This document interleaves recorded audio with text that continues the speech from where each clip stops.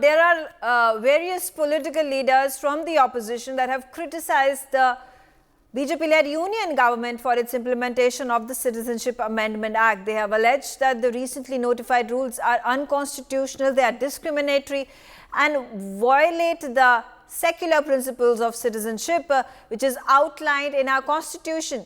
The West Bengal Chief Minister, in fact, has spoken about how the Citizenship Amendment Act was both constitutional, it was discriminatory, and she even spoke about how by applying for CAA would lead you to be ceasing to be the citizen of the country. Now, despite several of these protests and opposition, the BJP leaders have defended the decision to implement CAA. Let's quickly listen into the reactions on this story before we start our discussion. BJP की केंद्र सरकार से हमारे बच्चों को रोजगार दिए नहीं जा रहे, पाकिस्तान से लोगों को लाके उनके बच्चों को रोजगार देना चाहते हैं। हमारे लोगों के पास तो घर नहीं है, भारत के तो ढेरों लोग बेघर हैं, लेकिन बीजेपी वाले पाकिस्तान से लोगों को लाके उन्हें भारत में बसाना चाहते हैं, उनको घर देना चाहते हैं। हमारे रोजगार उनके बच्चों को देना चाहते हैं, हमारे हक के घर उनमें पाकिस्तानियों को बसाना चाहते हैं। केजरीवाल जी, वोट बैंक की प्रत्याशा में आप कहां तक जाएंगे? बार बार माननीय गृह मंत्री अमित शाह जी ने इसको स्पष्ट किया है कि सीएए हिंदुस्तान के किसी नागरिक की नागरिकता नहीं लेगा। सीएए कानून का हिंदुस्तान के किसी भी नागरिक के बारे में कोई संबंध नहीं है। All right, let's start off this conversation. Joining me right now on the telecast, all right, I have with me Advocate Anmol Pawar. He is the Aam Aadmi Party spokesperson. Advocate Pawar, there is a statement that has been made by Arvind Kejriwal. We played it out on our television news channel right now. And what he says is that by opening doors to these immigrants, the central government is providing them jobs at the cost of the opportunities that will be lost to the citizens of our country.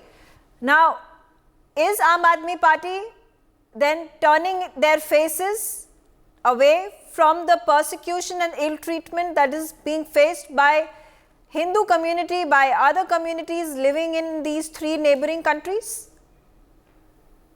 Megha, first of all, we must understand that the central government, which is ruling right now, has miserably failed in providing jobs to the youth of this country. There's a lot of unemployment in the country right now, and the inflation is at an all-time high. The government, which promised 2 crore jobs per year when they came in power in 2014, has not even provided even lakhs of jobs. And why should the youth of this country suffer at the cost of the ones who are coming from other country? This government is providing 80 crore people free ration just to ensure that they don't starve from hunger. Recently, more than 5 crore applicants applied for 22 lakh jobs. This is the rate of unemployment in the country right now. Okay. And in this scenario, if we want that immigrants from the refugees from other countries, especially Pakistan and Bangladesh, comes to our country, then how would they provide residence? How would they provide security and employment at the cost of citizens of this country? Okay. Okay, so then are you saying that the Aam Aadmi Party is primarily concerned about how the job opportunities and other such opportunities for the people, for the citizens of our country are being jeopardized because the immigrants are then going to be allowed citizenship, allowed residence in our country? Are you also at this point of time, I don't know if Arvind Kejriwal has spoken particularly about this law being allegedly unconstitutional and discriminatory against Muslims? See, Mr. Kejriwal has categorically stated that after ruling the country for 10 years, if the central government is forced to bring such law which was not required. Because had they done some work in the past 10 years, perhaps today they would be seeking votes based on their accomplishments rather than discussing the CAA. They would have focused on the real issues which the country is facing right now. Prime Minister Modi promised that every Indian will have a Pakka household till 2022. Okay. What happened to that promise? Okay, but then is Aam Aadmi Party does Aam Aadmi Party think that this law is unconstitutional and this law is discriminatory against Muslims? See, there was no need for such law at this point of time. Aam Aadmi Party thinks that the welfare of the citizens of this country is primary. Okay. And rest of the things we can take care of afterwards. Okay, First, alright. we So must look at our okay, home. okay. So fair enough, which means that Aam Aadmi Party is not alleging, it is not towing the line of the other India Alliance political parties, including the DMK, including CPIM in Kerala, including the TMC, which at this point of time, and in fact even Congress, which have all together come out in unison and said that this law is allegedly discriminating against Muslims. So that's one point cleared. I'm also going to get in, okay, I have with me Tausif Ahmed Khan. He is from the TMC. And Tausif, Mamata Banerjee has gone ahead and even spoken. She's gone about saying that if you apply for Citizenship Amendment Act, you will cease to become the citizen of the country.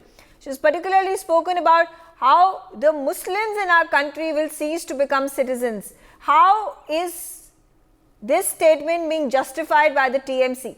This is a complete, total lie. No, you see, first of all, you see, no, it is a very, very 100% truthful statement. You see, the moment any person logs into the website provided by the government and applies for the citizenship under the CAA, that person will first have to declare himself as a foreigner, as a refugee.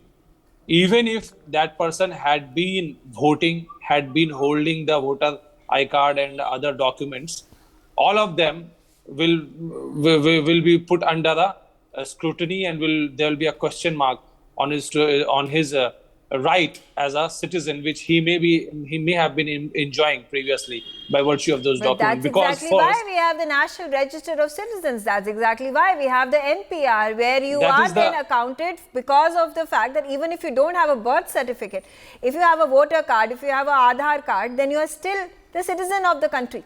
And that's how the NPR and the NRC distinguish between somebody who is an immigrant versus somebody who is a citizen of the country, and they provide you the citizenship card. So there you have an admission which BJP has been lying all these days, that no, CAA cannot be looked into, in combination with the NRC and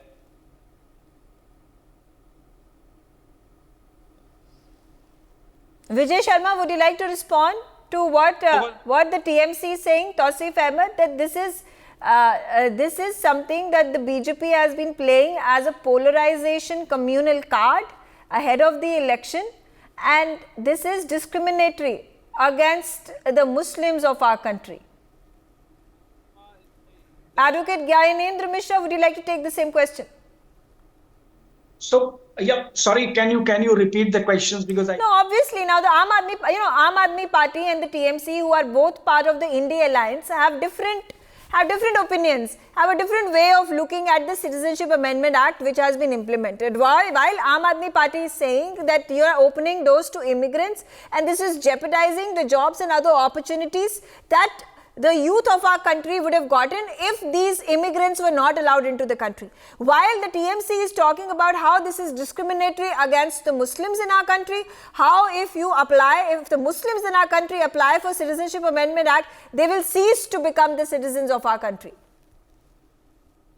No, Deepika, so first of all, I am not looking at it, or I don't find it that there is any difference of opinion as far as the CAA is concerned between the different India alliances.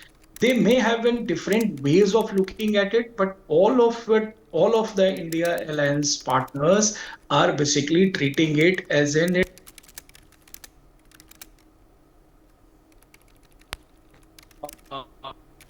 efforts by the central government. And there are, valid reasons for this, valid reason for the same. First of all, the timing of CAA at this point of time when the country is going for an election and a model code of conduct would come in force at any point of time. I don't see that what was the need and urgency for implementing such a controversial legislation, which is CAA. The government ought to have wait for the completion of the election, and therefore if the opposition bloc is basically looking it as an attempt again to polarize the vote on the line of on the communal line, you cannot find The fault Citizenship with Amendment Act was passed and made part of the Constitution 4 years back. The point that it is illegal for a law which has already been passed in the Parliament, at least it needs to be implemented within 6 months of it being passed. The fact that it has languished for 4 years and the fact that it has finally been implemented is something that needs to be that should have been done much before, and now it's finally been done. But Advocate Mishra, my question over here being that there are and would you disagree with the fact that the Hindus and Sikhs particularly in all these three nations have reduced to single figures? I'll give you the figures. Particularly in Pakistan, from 25% they have reduced to 2.5%. That's the Hindu population since 1947 up until 2024, that the year that we are living in. So now, are we at this point of time looking, first of all, if you take a view of the Aam Aadmi Party, are we looking at them as immigrants? Are we looking at these people and communities as our own, especially when we talk about Bangladesh and Pakistan, which were erstwhile parts of India? So these are the people who were part of India before independence. They have been killed, they have been kidnapped, their houses, their properties have been confiscated, raided, and they are left in a situation such as this that they cannot go anywhere. Does it then become the responsibility of India, of the government of India, to take the onus and bring them back to the country and give them safe haven over here? Of course, I see the point in what you are making, and that has been the primary argument of the government. But it is a very complex issue, and there are many facets of it. One of the most important facet on which the opposition is criticizing it, that if you are looking at from the point that you are making, then why to confine it only to Hindu, Sikhs, Jain, Parsi, and why not Muslims who were also the part of the undivided India before the partition? Same logic applies to them as well. Because they are not persecuted, because they are not ill-treated, because they are not mistreated. No, that's the point. There are stories that they are being persecuted in Pakistan. Terms as Muzahir have been given the second class status of a second class citizenship, denied even the basic fundamental rights. So in Pakistan, in Bangladesh, it is a very well accepted and well known phenomena that those Muslims who opt to choose to go to Pakistan has never been given the equal status. And there have been the instances of serious discrimination. So if the Indian government is really worried about the people who were the part of India and migrated to or has to go to Pakistan, Bangladesh or Afghanistan due to partition, and they are facing persecution, discrimination, then it should have been then a religious, a communal line of fair enough. You made your point. Quickly Yes. getting in Mukesh Tyagi, also BJP spokesperson. Now, Mukesh, how do you respond to all these allegations that are being made by other political parties? Of course, Advocate Gyanendra Mishra said that why can't the Citizenship Amendment Act be a religious? why is it that the Muslim community has been isolated from it? I think it's a very preposterous argument. The debate has gone on for a very long time. A lot of deliberations have happened, and it has been established beyond proportions. This is a category called religiously persecuted category. So if Hindus in Pakistan have been persecuted, in Bangladesh they have been persecuted, Afghanistan. So why, when the two nations were divided, it was based on the religion. Pakistan wanted its own country. And Nehru Liaquat Pact was based on that. If they are persecuted, they'll be sent back to our country because their condition was deteriorating. But unlike Pakistan, which is an Islamic state, our democracy and our preamble does not, and our constitution does not call India a Hindu state, a Hindutva state. It is in fact a secular socialist country, a democracy that thrives on pluralism. In a situation such as this, there are a number of Muslims who have also been persecuted. In fact, there were a number of Bangladeshis who have travelled, who've crossed the border into West Bengal, and they were Muslims and they were Hindus, who were both the religious communities that were persecuted, and they have at this point of time been living as refugees or immigrants. Now, would it not have been an important aspect for the government to have including the Muslim community as well? And what is the current status for those who have travelled from Bangladesh, from Pakistan, and they are Muslims and they have resided in our country and they are refugees? What does their status become? You see, if there is a homogeneous population of Muslim, if the Muslims are persecuted, it is not a question of persecution, it's a question of a law and order for that country to deal with this situation. It's an ethnic clash for Shia Sunni. They cannot be equated with the persecution category because it's a state policy. But what about after the partition, after the 1971 Liberation War, there have been a large number of people who erstwhile were part of India, and they had to cross the borders, and like I said, they were Muslims and they were Hindus and they were persecuted. So why does the government assume that Hindus are more Indian and Muslims aren't? I think, Megha, the fundamental difference is that these people who are migrating from any country, Muslim-infested country, they have gone through a serious discrimination. Their temples were burned, their churches were burned. Tell me one example where the mosque was burned. So, you know, their situation was exceptionally very, very grave in comparison to the local population. And if that local population is victim, for example, Hindus get persecuted, do you think they should go to Pakistan and seek refuge? It's a law and order problem for the government to handle it if there is a fight between the two sections of Hindus. So Pakistan was created based upon that premises that it is for the Muslims.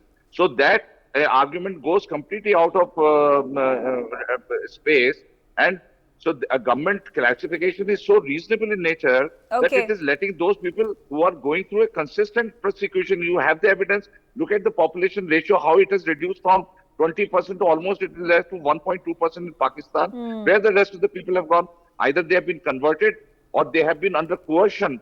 They are living a life of a second-hand citizen in this country, and India is providing. Look at the India's secular Mukesh Tyagi, I'll just quickly request you to adjust your frame. Please make it horizontal so that we can see you on screen as well. Yes, thank you. All right. Advocate Anmol Pawar, quickly, how do you respond to Mukesh Tyagi at this point of time with regards to the communities who are being ill-treated, who are being attacked and victimized? Shouldn't the government of India play a large role, strong, significant role in helping them give refuge in our country? Because if things carry on the way they are, quickly our Hindu, Sikh brethren living in all these three neighboring countries will amount to zero. I think, Megha, the BJP is going completely against the world and is perhaps the only party in the world that has opened doors for poor people from neighboring countries. I think they must focus on the real issues on the basis of which the people of this country will vote for them rather than deflecting from the real issues. They must focus on reducing the unemployment, which is at an all-time high. They must focus on reducing the inflation. They must keep So in mind that is there that a in, that in timeline? 2000, Are you saying if in they must- 2024 you don't want to implement this law, is there a timeline? Are you saying in Let me 2030 complete. this law should be implemented? Saying this, I'm saying that the debt today is at 173 lakh crores, which was at 64 crores in 2014. What have they done to reduce it? What have they done to provide employment to the youth of this country? At Global Hunger Index, India stands at 108 out of 124. More than 70% people of this country. Which is also surprising that you are saying that Pakistan stands above you when there is in terms of global hunger index. So those figures at this point in time are also contentious. We talk about the GDP growth rate, which is the highest amongst the developed countries, the large economies of the world, at 7.4%. When we talk about becoming the third largest economy of the world, when we talk about the per capita income of individuals in our country also increasing, these are facets of how the economy is growing and how the disposable income that is at the hands of the people, citizens of our country, is also increasing. So it's a trajectory that will have to be followed, and it will have to be periodically increased, and a natural progression that will have to witness. But then Anmol, can't these two situations be simultaneously, parallelly handled? Why do we have to wait for one thing to complete and take the other thing afterwards? This is for the BJP to answer. It's a very interesting question, because this is what is very concerning, that how will they manage the ones who are unable to provide the basic amenities to the citizens of this country. Free water and electricity are the constitutional obligations of a state. And except Delhi and Punjab, no other state, no other BJP-ruled state have provided these basic amenities to the citizens. Okay. And now they are planning to bring in more than 3 crore people from other countries. Okay, fair enough. You've said you're repeating it. You've said that point. And Tausif Ahmed, quickly a response from you. How do you view this? It is not a communal polarization matter for Aam Aadmi Party. TMC speaks about the polarization, communal discord that this Amendment Act will bring about within the country. How does the TMC go about looking at things here on? Okay, Advocate Mishra, the same response from you. From the question about how this political battle is going to play out. I think that it is advisable for the opposition party not to rake up this issue beyond a point at this moment, because I think the intent behind, the immediate, at this stage, the implementation of CAA is an attempt again to polarize the politics. And if there is a large scale agitation and opposition to the CAA at this stage, BJP feels that it would be in a better position to polarize the vote and on the communal line. But why don't you think the other political parties are playing the same plank? They are using Citizenship Amendment Act to polarize the two different communities, Hindus and Muslims. Because when Mamata Banerjee says that you will cease to become citizen, she speaks to the Muslims of the country, Muslims of West Bengal, and says you will cease to become citizen of the country. I mean, from which stretch of the imagination is it true?